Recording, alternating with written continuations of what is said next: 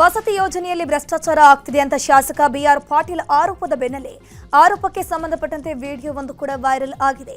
ನಿನ್ನೆ ಜಳಕಿ ಗ್ರಾಮ, ಇಂದು ಭಟ್ಟರಕಿ ಗ್ರಾಮದ ವಿಡಿಯೋ ವೈರಲ್ ಆಗಿರುವಂಥದ್ದು. ಹಣ ಕೊಟ್ಟರಷ್ಟೇ ವಸತಿ ನೀಡುತ್ತಿದ್ದಾರೆ ಅಂತ ಗಲಾಟೆಯಾಗಿದ್ದು, ಮನೆಗೆ 10,000 ಲಂಚ ಕೊಟ್ಟಿರೋದಾಗಿ ಹೇಳಿಕೆ ನೀಡಲಾಗಿದೆ. ದಂಗಾಪುರ ಪಂಚಾಯಿತಿಗೆ ಬಂದಿದ್ದ 200 ಮನೆಗಳು. ಇದರ ಹಂಚಿಕೆ ಸಂಬಂಧ ಭಟ್ಟರಕಿಯಲ್ಲಿ ನಡೆದ ಸಭೆಯಲ್ಲಿ ಅಧಿಕಾರಿಗಳನ್ನ ಗ್ರಾಮಸ್ಥರು ತರಾಟೆಗೆ ತೆಗೆದುಕೊಂಡಿದ್ದಾರೆ. ಬಿಜೆಪಿ ರೆಬೆಲ್ ಗುಂಪಿನ ನಾಯಕರಾದ ಕುಮಾರ್ ಬಂಗಾರಪ್ಪ ಬೆಂಗಳೂರಲ್ಲಿ ಸುದ್ದಿಗೋಷ್ಠಿ ನಡೆಸಿದ್ದಾರೆ. ಸುದ್ದಿಗೋಷ್ಠಿಯಲ್ಲಿ ಮಾತನಾಡಿದ ಅವರು ಬಿಜೆಪಿ ರಾಜ್ಯಾಧ್ಯಕ್ಷರನ್ನ ಬದಲಾವಣೆ ಮಾಡಲೇಬೇಕು ಅಂತ ಒತ್ತಾಯಿಸಿದರು. ಮುಂದೆ ರಾಜ್ಯದಲ್ಲಿ ಬಿಜೆಪಿ ಅಧಿಕಾರಕ್ಕೆ ಬರಬೇಕು ಅಂದ್ರೆ ಈಗಿರುವ ವ್ಯವಸ್ಥೆ ಬದಲಾಗಬೇಕು. ಪಕ್ಷದ ಅನೇಕ ಕಾರ್ಯಕರ್ತರಲ್ಲಿ ಈ ಮನೋಭಾವ ಇದೆ. ಒಳ ಒಪ್ಪಂದ ರಾಜಕಾರಣ ಸರಿಯಾಗಲ್ಲ. ನಾವು ನೇರವಾಗಿ ರಾಜಕಾರಣ ಮಾಡಬೇಕು. ಮುಂದಿನ ಚುನಾವಣೆ ಗೆಲ್ಲೋಕೆ ಯಡಿಯೂರಪ್ಪ ನಾಯಕತ್ವ ಬೇಕೇ ಹೊರತು ಅವರ ಕುಟುಂಬ ಅಲ್ಲ ಅಂತ ಹೇಳಿದರು.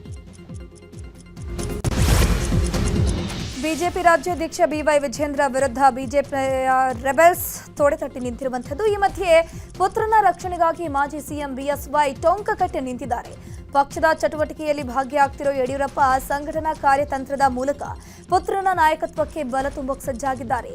ಇಂದು ಬೆಂಗಳೂರಿನಲ್ಲಿರುವಂತಹ ಬಿಜೆಪಿ ಕಾರ್ಯಾಲಯಕ್ಕೆ ಬಿಎಸ್ವೈ ಭೇಟಿ ನೀಡಿದ್ದು ಡಾಕ್ಟರ್ ಶ್ಯಾಮ್ ಪ್ರಸಾದ್ ಮುಖರ್ಜಿ ಸ್ಮೃತಿ ದಿನಾಚರಣೆಯಲ್ಲಿ ಭಾಗಿಯಾದರು. ಕಂದಾಯ ಸಚಿವರ ಸಭೆಯಲ್ಲಿ ಅಧಿಕಾರಿಗಳು ರೀಲ್ಸ್ ನೋಡುತ್ತಾ ಬ್ಯುಸಿಯಾಗಿದ್ರು. ತುಮಕೂರು ನಗರದ ಗ್ರಂಥಾಲಯ ಸಭಾಂಗಣದಲ್ಲಿ ಸಚಿವ ಕೃಷ್ಣ ಭೈರೇಗೌಡ ಕಂದಾಯ ಇಲಾಖೆಯ ಪ್ರಗತಿ ಪರಿಶೀಲನಾ ಸಭೆ ನಡೆಸ್ತಾ ಇದ್ರು.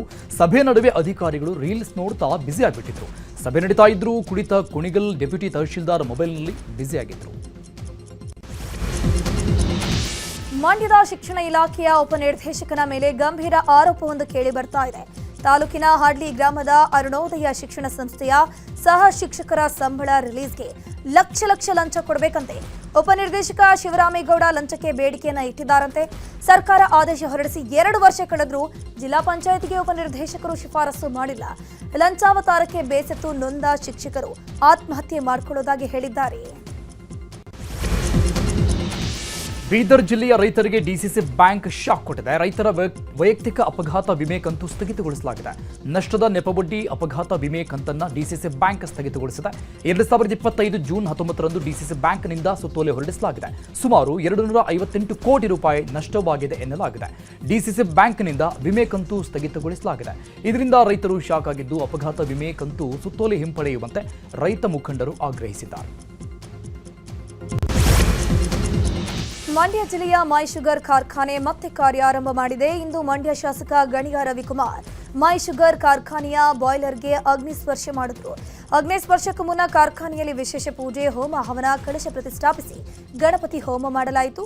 ಹೋಮ ಪೂರ್ಣಾಹುತಿ ಬಳಿಕ ಬಾಯ್ಲರ್ಗೆ ಅಗ್ನಿಸ್ಪರ್ಶವನ್ನು ಮಾಡಲಾಯಿತು. ಜುಲೈ ವೇಳೆಗೆ ಪ್ರಸಕ್ತ ವರ್ಷದ ಕಬ್ಬು ನುರಿಯುವ ಕಾರ್ಯ ಆರಂಭವಾಗುವಂತಹ ಸಾಧ್ಯತೆ ಇದೆ.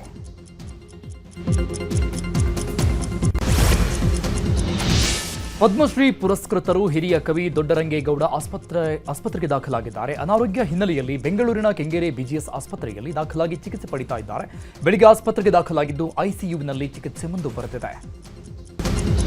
ರಾಜ್ಯದಲ್ಲಿ ಮುಂದಿನ 5 ದಿನಗಳಲ್ಲಿ ಭಾರೀ ಮಳೆಯಾಗಲಿದೆ ಅಂತ ಹವಾಮಾನ ಇಲಾಖೆ ಮುನ್ಸೂಚನೆ ಕೊಟ್ಟಿದೆ. ಮಲೆನಾಡು ಹಾಗೂ ಕರಾವಳಿಯಲ್ಲಿ 2 ದಿನಗಳ ಬಳಿಕ ಹೆಚ್ಚು ಮಳೆಯಾಗಲಿದೆ.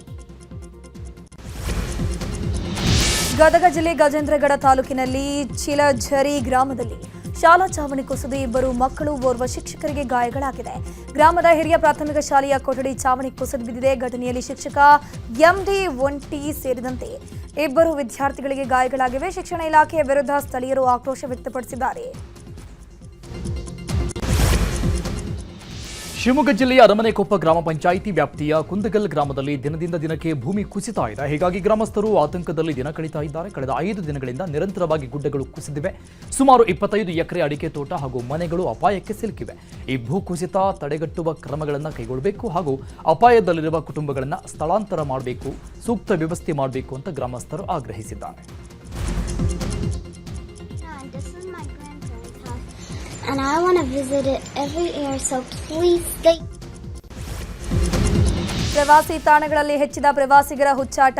ಇತ್ತ ಪ್ರಸಿದ್ಧ ಪ್ರವಾಸಿ ತಾಣ ಆಗಿರುವಂತಹ ಸೀತಾಳಯ್ಯನಗಿರಿಯಲ್ಲಿ ಪ್ರವಾಸಿಗರ ನಡುವೆ ಕುಡಿದ ಮತ್ತಿನಲ್ಲಿ ಪರಸ್ಪರ ಪ್ರವಾಸಿಗರು ಹೊಡೆದಾಡಿಕೊಂಡಿದ್ದಾರೆ.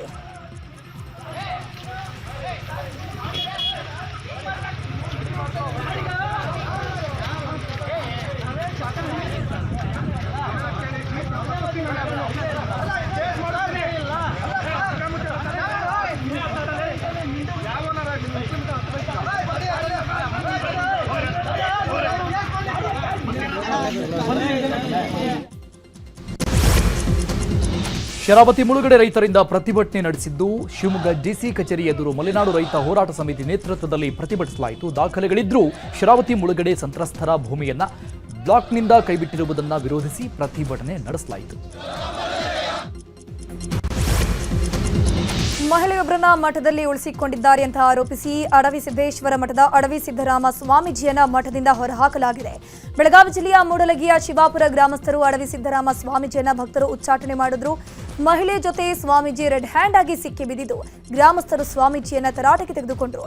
ಸ್ವಾಮೀಜಿ ಮಹಿಳೆ ಜೊತೆಗೆ ಅಕ್ರಮ ಸಂಬಂಧ ಇರೋ ಬಗ್ಗೆ ಆರೋಪಿಸಿ ಉಚ್ಚಾಟಿಸಲಾಗಿದೆ. ಚಾಮರಾಜನಗರದಲ್ಲಿ ಹೊಳೆದೊಡದಲ್ಲಿ ಹೂತಿಟ್ಟ ಮಹಿಳೆ ಶವ ಪ್ರಕರಣ ಸಂಬಂಧಪಟ್ಟಂಗೆ ಆರೋಪಿ ಮನೆಗೆ ಮಹಿಳೆಯವರು ಬೆಂಕಿ ಹಚ್ಚಿದ್ದಾರೆ. ಹಂಪಾಪುರದ ಮಾದೇಶ ಕೊಲೆ ಆರೋಪಿಯಾಗಿದ್ದು, ಕೊಲೆಯಾದ ಮಹಿಳೆಯ ಸಂಬಂಧಿಕರಿಂದ ಮಾದೇಶನ ಮನೆ ಮೇಲೆ ಕಲ್ಲು ತೂರಾಟ ಆಗಿದೆ. ಅಲ್ಲದೆ ಮಾದೇಶನ ಮನೆಗೆ ನುಗ್ಗಿ ಧ್ವಂಸ ಮಾಡಿದ್ದಾರೆ. ದೇಶದ 4 ರಾಜ್ಯಗಳ 5 ವಿಧಾನಸಭಾ ಸ್ಥಾನಗಳಿಗೆ ನಡೆದ ಬೈ ಎಲೆಕ್ಷನ್ನಲ್ಲಿ ಆಪ್ ಉತ್ತಮ ಯಶಸ್ಸು ಪಡೆದಿದೆ. ಈ 5 ಸ್ಥಾನಗಳ ಪೈಕಿ 2ರಲ್ಲಿ ಆಪ್ ಪಾರ್ಟಿ ಉತ್ತಮ ಮುನ್ನಡೆಯನ್ನು ಸಾಧಿಸಿರುವಂತಹದ್ದು. ಗುಜರಾತ್ನ ವಿಜಾವರ್ಧನ್ ಮತ್ತು ಕಾಡಿ ವಿಧಾನಸಭಾ ಕ್ಷೇತ್ರಗಳಿಗೆ ಪಂಜಾಬ್ನ ಲುಧಿಯಾನಾ, ಪಶ್ಚಿಮ ಬಂಗಾಳದ ಕಾಲಿಗಂಜ್ ಮತ್ತು ಕೇರಳದ ನೀಲಂಬೂರ್ ಕ್ಷೇತ್ರಗಳಿಗೆ ಉಪಚುನಾವಣೆ ನಡೆದಿತ್ತು. ಇನ್ನು ಗುಜರಾತ್ನ ವಿಸಾವಾಧರ್ ಕ್ಷೇತ್ರದಲ್ಲಿ ಆಪ್ ಗೋಪಾಲ್ ಇಟಾಲಿಯಾ ಜಯ ಗಳಿಸಿದ್ದು, ಕಾಡಿ ಕ್ಷೇತ್ರದಲ್ಲಿ ಬಿಜೆಪಿಯ ರಾಜೇಂದ್ರ ಚಾವ್ಲಾ ಗೆಲುವು ಸಾಧಿಸಿದ್ದಾರೆ. ಕೇರಳದ ನೀಲಂಬೂರ್ ಕ್ಷೇತ್ರದಲ್ಲಿ ಕಾಂಗ್ರೆಸ್ ನೇತೃತ್ವದ ಯುಡಿಎಫ್ ಜಯ ಗಳಿಸಿದೆ. ರಾಜಸ್ಥಾನದ ಉದಯಪುರ ರಾಷ್ಟ್ರೀಯ ಹೆದ್ದಾರಿ 27ರಲ್ಲಿರುವ ಗೋಗುಂಡ ಟೋಲ್ನಲ್ಲಿ ಭೀಕರ ಅಪಘಾತ ಸಂಭವಿಸಿದೆ. ಅತಿ ವೇಗದಿಂದ ಬಂದ ಟ್ರೈಲರ್ ಕಂಟ್ರೋಲ್ ತಪ್ಪಿ ಟೋಲ್ ಬೂತ್ಗೆ ಡಿಕ್ಕಿಯಾಗಿದೆ. ಅದೃಷ್ಟವಶಾತ್ ಯಾವುದೇ ಅನಾಹುತ ಸಂಭವಿಸಿಲ್ಲ. ಈ ಭೀಕರ ಅಪಘಾತದ ದೃಶ್ಯ ಸಿಸಿಟಿವಿಯಲ್ಲಿ ಸೆರೆಯಾಗಿದೆ.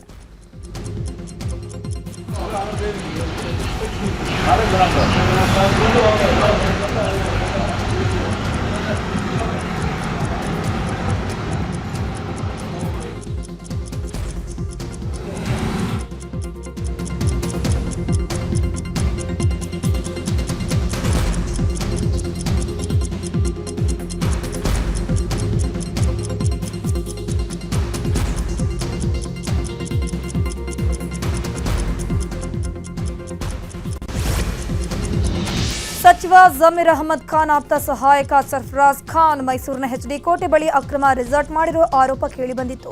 ಈಗ ಆರೋಪಗಳಿಗೆ ಸರ್ಫರಾಜ್ ಖಾನ್ ಸ್ಪಷ್ಟನೆ ಕೊಟ್ಟಿದ್ದಾರೆ. ತರಕಾ ಜಲಾಶಯದ ಬಳಿ ಅಕ್ರಮವಾಗಿ ರೆಸಾರ್ಟ್ ಅನ್ನು ಕಟ್ಟಿಲ್ಲ, ಪರವಾನಗಿ ಪಡೆದಿದ್ದೀನಿ, ಕಂದಾಯವನ್ನು ಕೂಡ ಕಟ್ಟಿದ್ದೀನಿ, ಪಂಚಾಯಿತಿ ಪರ್ಮಿಷನ್, ಪೊಲೀಸ್ ಇಲಾಖೆಯಿಂದ ಎನ್ಒಸಿ ಕೂಡ ಪಡೆದಿದ್ದೇನೆ, ಪ್ರವಾಸೋದ್ಯಮ ಇಲಾಖೆಯಿಂದ ಪರವಾನಗಿ ಪಡೆದಿದ್ದೀನಿ. ಇದೆಲ್ಲ ಹಣ ಕೇಳಿಕೊಂಡು ಬಂದಿದ್ದ ಕೆಲ ವ್ಯಕ್ತಿಗಳು ಸುಳ್ಳು ಆರೋಪ ಮಾಡಿದ್ದು ಕಾನೂನು ಹೋರಾಟ ನಡೆಸ್ತೀನಿ ಅಂತ ಹೇಳಿದರು.